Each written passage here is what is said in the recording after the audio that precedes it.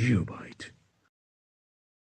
Hello students, welcome to the Geobyte. In this video, let us discuss very important problems in strength of material under the topic of shear force and bending moments. Dear friends, these are all very important problems, and hence you please watch all these problems till the end of the video. Look at the very first problem. Look at the first problem. A simply supported beam of length L subjected to UDL, uniformly distributed load, is likely to fail by BM. You know, in case of simply supported beam with UDL over its entire length, the maximum bending moment is occurring at the middle of the beam.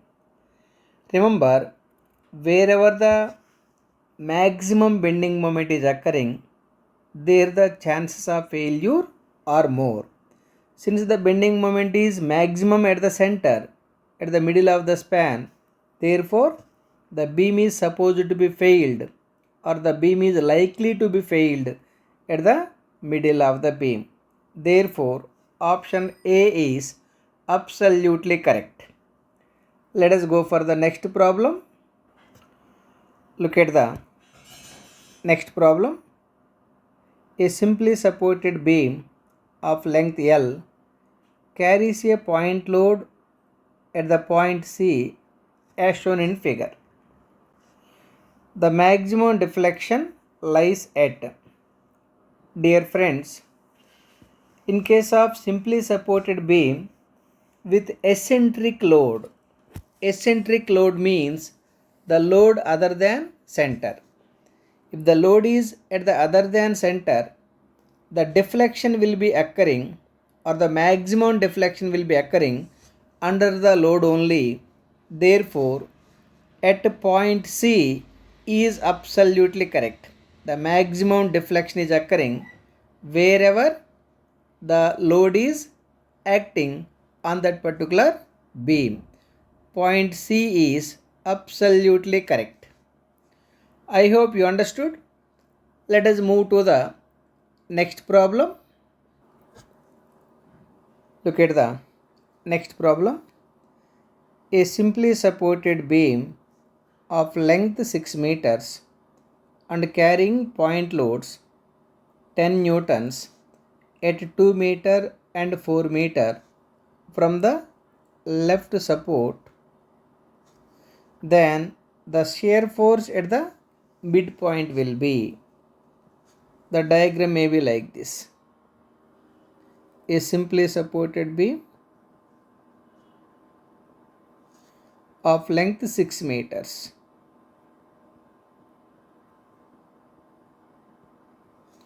One point load is acting with a magnitude 10 newtons at a distance of 2 meters, and one more point load is acting with a magnitude 10 newtons at a distance of 4 meters. 4 meters. Then the shear force at the shear force at the midpoint of the beam. The shear force at the midpoint of the beam may be marked like this. This is the state A, support B, and this is the C, D. The midpoint may be somewhere at E. The midpoint is at a distance of 3 meters from either support A or support B. You are asked to find the shear force at E equal to how much? At the middle of the beam is how much? For that, let us find the reactions. Let RA be the reaction at A, R be the reaction at B. Here RA plus RB is equal to 10 plus 10 is equal to 20 newtons. Since the load at D and load at C are acting at the same distance from the respective supports, therefore the RA must be equal to RB, that is equal to 20 by 2, equal to 10 newtons. So RA equal to 10 newtons, RB also equal to 10 newtons. Now let us find the shear force at B. Shear force at B or shear force calculations. Take the downward force is positive and upward force is negative. Now I am going to find the shear force from right to left. Shear force at B, it is upward force minus 10 newtons. Similarly, shear force at C, already minus 10 is there. At C it is downward force positive 10 newtons equal to 0. Then shear force at E, the shear force at E equal to, at C it is 0. In between the C and E, there is no force, plus 0 is equal to 0. That means the shear force at middle of the beam equal to 0. This is very important problem. Look at the options. Option A 0, absolutely correct. Option A itself is absolutely correct. I hope all of you understood. Let us go for the next problem. Look at the next problem. The bending moment of a cantilever beam of length L carrying uniformly distributed load of W per unit length is at the free end. It is for the cantilever beam. The cantilever beam may be like this. The cantilever beam is subjected to UDL, uniformly distributed load. Uniformly distributed load with a magnitude W Newton per meter length. Length of the beam is given L. He is asking the bending moment at the free end. The bending moment at the free end. The bending moment at the free end. This is the free end. At the free end. 1 minute. At the free end, the bending moment M equal to 0. Bending moment at free end equal to 0. Therefore, A is not correct, B is not correct, C also not correct, D none of the above.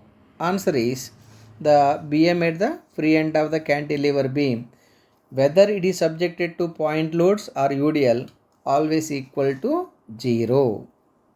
Let us go for the next problem. Look at the fifth problem. A beam extending beyond the support is called. This may be a kind of beam has two supports, but the beam is extended beyond the support. This kind of beam is called overhanging beam. Overhanging beam. Option D is absolutely correct.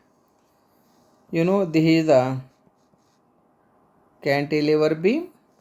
This is the cantilever beam.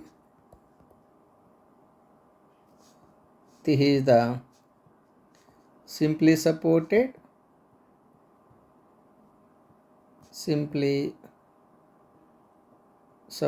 beam, and this is the fixed beam, this is the fixed beam, and this is the continuous beam. The beam subjected to more than two supports is called continuous beam, and propped cantilever beam, it has one support and one fixture. One support and one fixture. This is the propped cantilever beam. Propped cantilever beam. These are all the types of beams. Let us go for the next problem. Look at the problem. A simply supported beam as shown in figure. Look at the figure.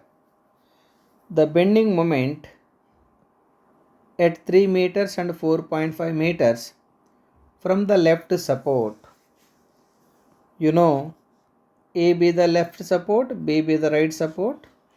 You are asked to find the bending moment. Let RA be the reaction at A, RB be the reaction at B. First let us find the RA plus RB. RA plus RB equal to 15 plus 15 is equal to 30 kilonewtons. Look at the 15 kilonewtons at C and another 15 kilonewtons at D are acting at the same distance because this is also equal to 3 meters. Therefore, the two supports are receiving the equal reactions. I can say that RA equal to RB is equal to 30 by 2 is equal to 15 kilonewtons. That is how you can decide the RA and RB.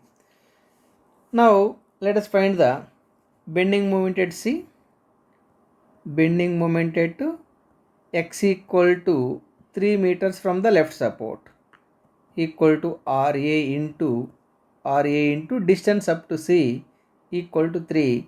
RA equal to 15 into 3 is equal to 45 kilonewton meter. Okay. Bending moment at a distance of X equal to 4.5 meters from the right support equal to RA into up to the 4.5 meters. The E may be the middle point at 4.5 meters. 4.5 meters minus, because the RA is developing the moment like this with respect to E, whereas this 15 kilonewtons is developing the moment opposite to moment due to RA. That's why I took the moment due to 15 kilonewtons is negative. 15 into this distance is 1.5. So RA equal to 15 into 4.5 minus 15 into 1.5. It will be equal to 45 kilonewton meter. So bending moment at a distance of 3 meters, bending moment at a distance of 3 meters and 4.5 meters either from left support or right support equal to 45 kilonewton meter. Therefore, look at the options. Option A not correct. Option B 45 kilonewton meter and 45. Option B is absolutely correct. I hope you understood. Let us go for the next problem. Look at the problem. The modulus of resilience is, the modulus of resilience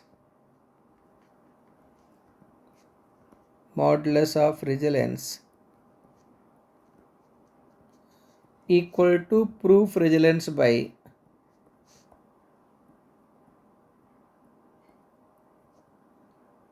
proof resilience per unit volume. Here proof resilience equal to proof resilience equal to strain energy only, that is F square by 2E into AL. Here F equal to stress, it is clearly given. F equal to stress. F equal to stress at the elastic limit. Stress at the elastic limit. Therefore, the modulus of resilience,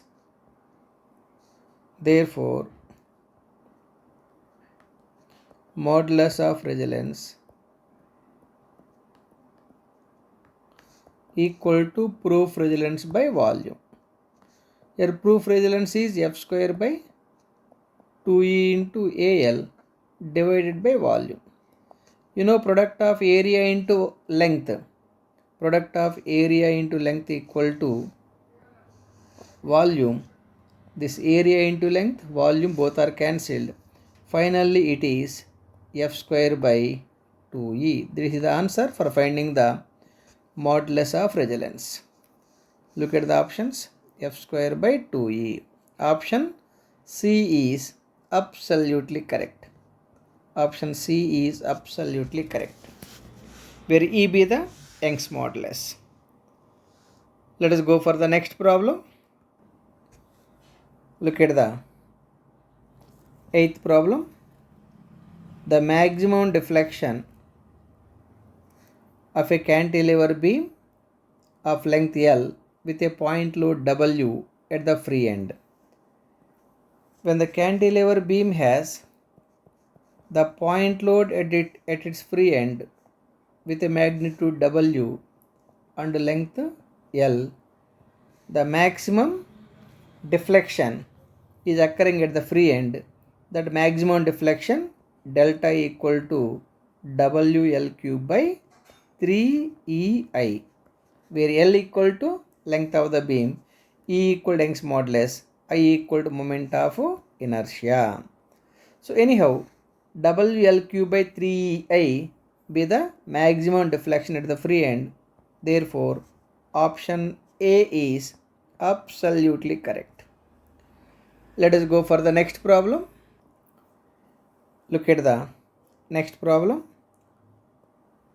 Maximum deflection delta in a simply supported beam of length L carrying concentrated load P at the midspan. You know, when a simply supported beam is subjected to the point load at the midspan, the maximum deflection is occurring at the midspan or under the load. That maximum deflection delta equal to PL cube by 48 EI. They are the simply supported beam with point load at the midspan. Therefore, option A is absolutely correct. Look at the next problem. The relation between deflection by bending moment is, you know, bending moment M equal to EI into d square y by dx square.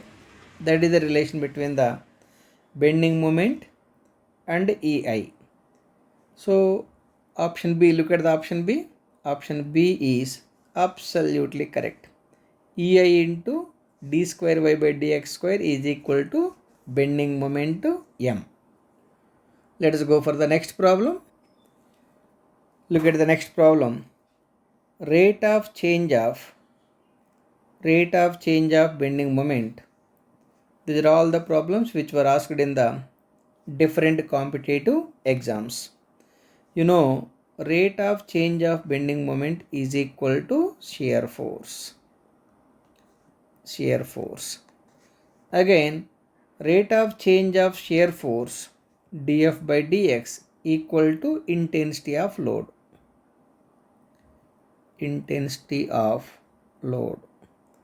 Here F equal to shear force. M equal to bending moment. Anyhow, rate of change of bending moment equal to shear force. Option A is absolutely correct. Let us go for the next problem.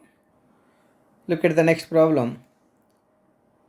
the maximum bending moment occurs.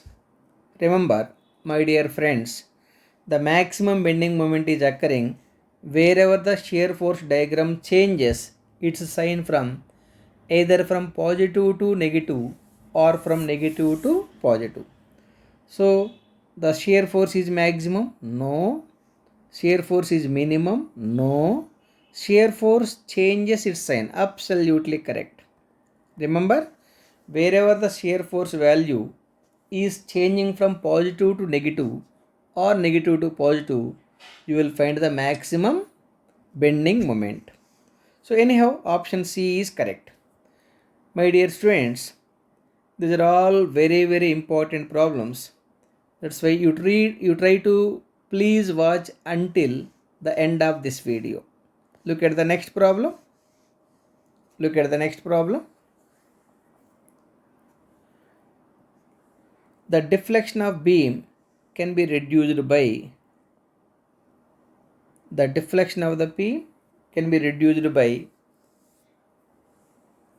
option A, increasing the span. No, when you increase the span, deflection increases. Decreasing the depth. No, by decreasing the depth also deflection increases.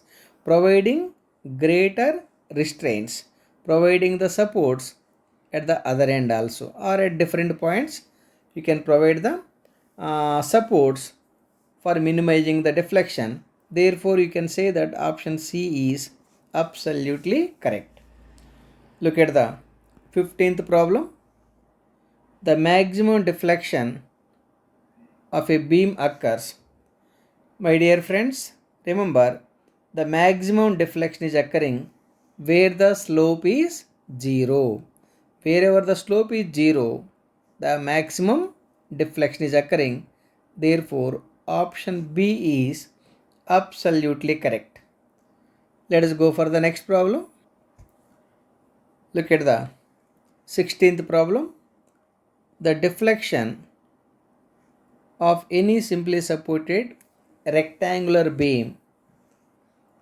Assume the simply supported beam is with point load at the middle of the span. This is L by 2, this is also L by 2. The maximum deflection is occurring at the middle equal to WL cube by 48 EI. All other parameters are constant. Only depth is deflection of any simply supported rectangular beam is proportional. I equal to BD cube by 12. Since he is talking about the D only, I can write like this: WL cube by 48 into E into BD cube by 12. It is equal to 12 4 jar WL cube by 4 E into B into 1 by D cube. Because he is targeting the D only, therefore deflection is proportional to 1 by or inversely proportional to cubic root of or cubic power of D. Cubic power of D. Therefore options are directly proportional to breadth. No. Inversely proportional to cube of its length. No. Inversely proportional to cube of its depth. Absolutely correct. Option C is absolutely correct. Let us go for the next problem. Look at the 17th problem. If the depth of the simply supported beam carrying an isolated load means, here isolated means point load, okay, at the center is doubled. If the depth is doubled, if the depth of the beam is doubled when the beam is simply supported type, simply supported beam subjected to point load at the middle If the depth is doubled, if the d becomes 2d, what about the deflection? Delta equal to, for the previous case, okay, w L cube by 48 E I equal to BD cube by 12. I equal to BD cube by 12. So delta equal to WL cube by 48 into E into I equal to BD cube by 12. Okay, this is 12 4 times. Finally, it will be equal to WL cube by 4 into E into B into D cube. If this whole term I can take as constant, because nothing is spoken regarding the remaining parameter, then deflection is proportional to 1 by d cube. If the d is doubled, if d becomes 2d, then delta is proportional to 1 by 2 cube d cube, that is 2 cube into d cube. So delta is inversely proportional to 8 times the d cube. So it is deflection. Deflection is decreased by 8 times. So options are: the deflection of the beam at the center will be changed by a factor 1 by 8. Option C is absolutely correct. I hope you understood. Let us go for the next problem. Look at the problem. The relation between the radius of curvature R, bending moment, and flexural rigidity is given by, E by R equal to M by I equal to sigma by Y. This is the bending equation. This is the bending equation. From this, take this part, E by R equal to M by I. From this bending moment, M equal to EI by R. So this is the relation between bending moment and flexural rigidity. M equal to EI by R. Therefore, option A is absolutely correct. Let's move to the next problem. A simply supported beam has uniformly distributed load. The bending moment diagram will be, for a simply supported beam with UDL over its entire length, the bending moment M is the function of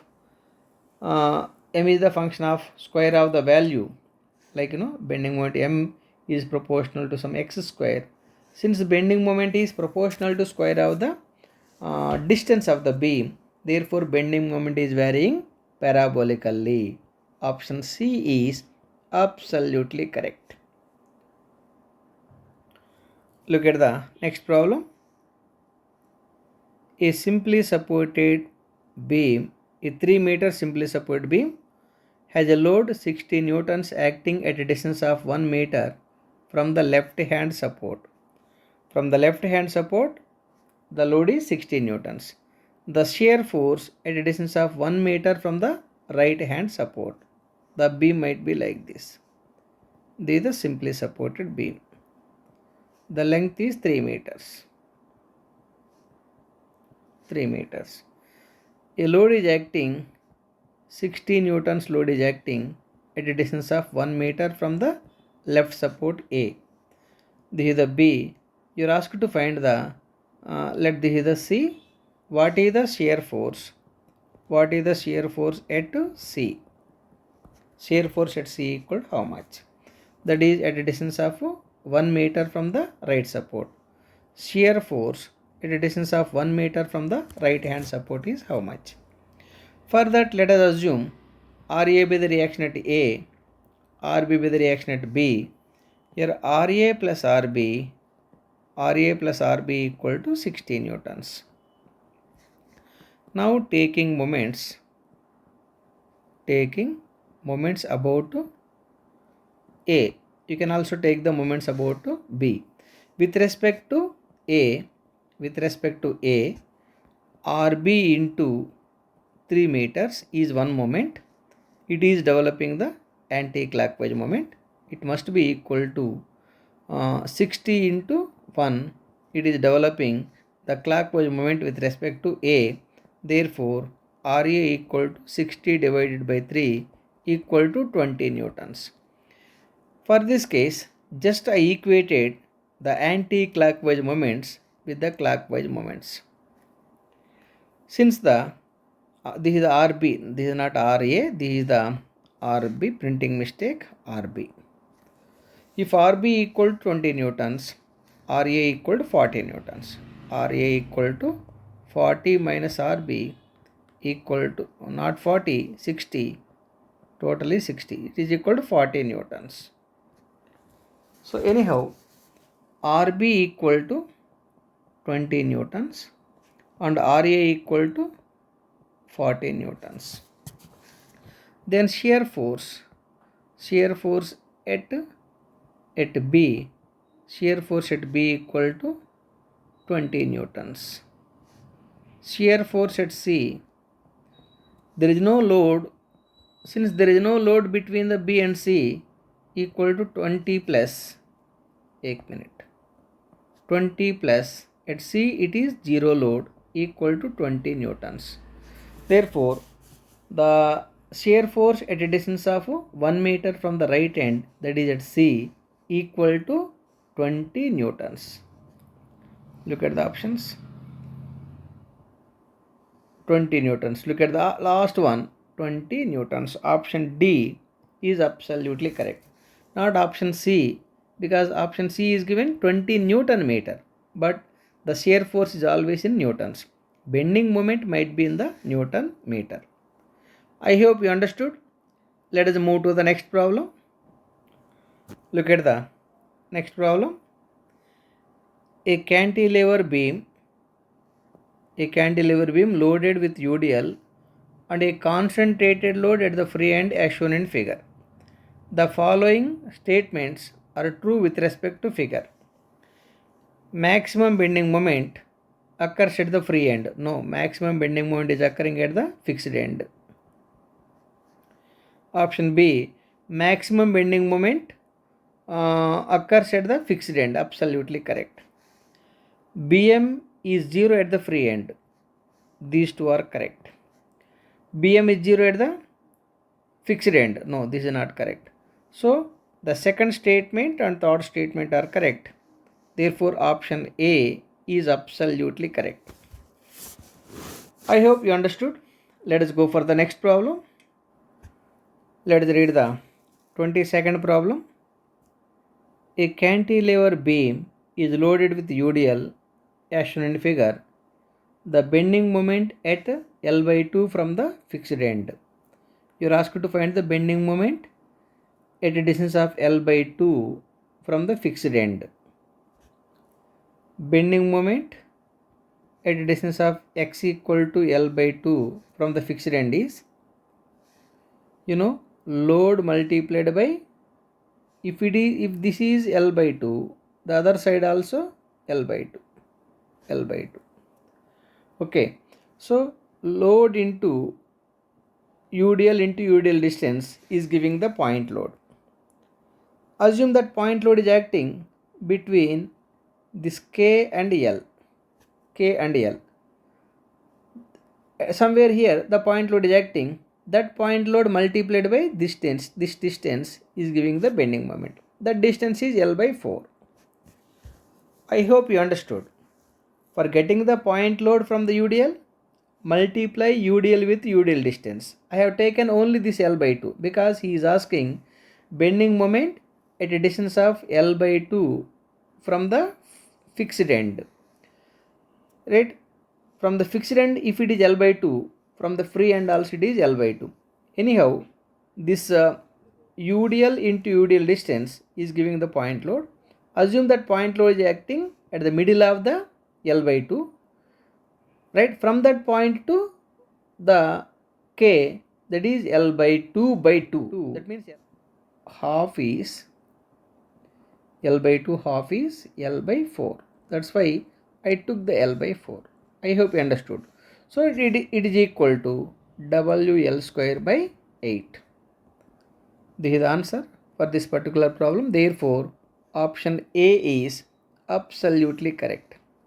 Option A is absolutely correct. I hope you are all following. Look at the next problem. 23rd problem. The maximum bending moment occurs at a section where the shear force is 0. Wherever the shear force is 0 or wherever the shear force diagram changes its sign from positive to negative or negative to positive, the bending moment is maximum. Therefore, option C is absolutely correct. Let us go for the next problem. Look at the problem. The point of contraflexure in a beam occurs at a point. My dear friends, the point of contraflexure is occurring in case of overhanging beam. And remember, that point of contraflexure is occurring wherever the bending moment diagram changes its sign from positive to negative or negative to positive. So therefore, the point of contraflexure is occurring in the option A, shear force changes its sign. No. B, bending moment changes its sign. Absolutely correct. Remember, wherever the bending moment diagram changes its sign from negative to positive or positive to negative, there the point of contraflexure is occurring. This point of contraflexure you can find in the overhanging beam. Look at the problem. A simply supported beam of span is carrying UDL W per unit length over the entire span, the value of maximum bending moment. It is like this. Simply supported beam is subjected to UDL over its entire length. The magnitude is W Newton per meter. The length is L. The maximum bending moment is occurring at the middle. That maximum bending moment at the middle equal to W. First you take the, otherwise W into L square by 8. Many times we discussed. That is the maximum bending moment occurring at the middle of the beam. That too, the bending moment is, the bending moment is, the bending moment diagram may be, varying with the parabolic variation, because the bending moment is the function of square of the distance. I hope you understood. Therefore, option B is absolutely correct. Let us go for the last problem. Look at the last problem.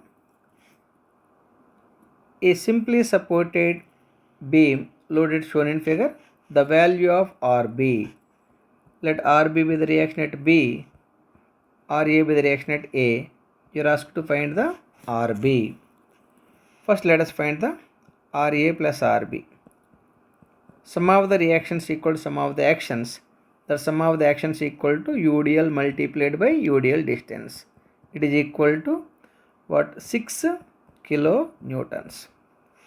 Then taking moments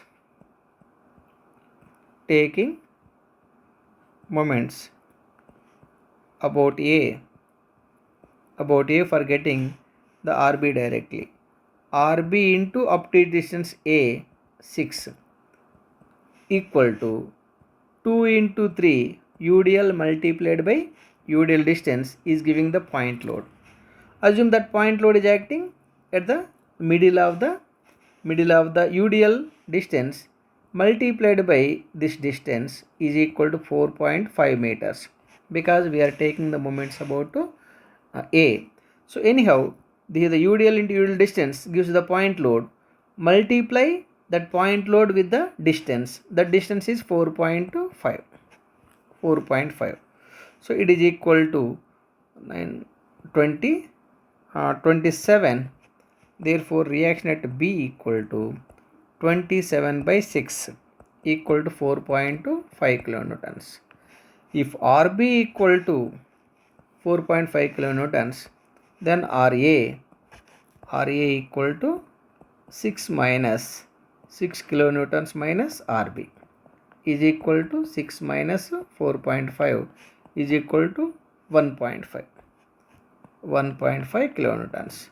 Therefore, RB equal to 4.5 kilonewtons. 4.5 kilonewtons. Option B is absolutely correct. With this, my dear friends, I am closing this video.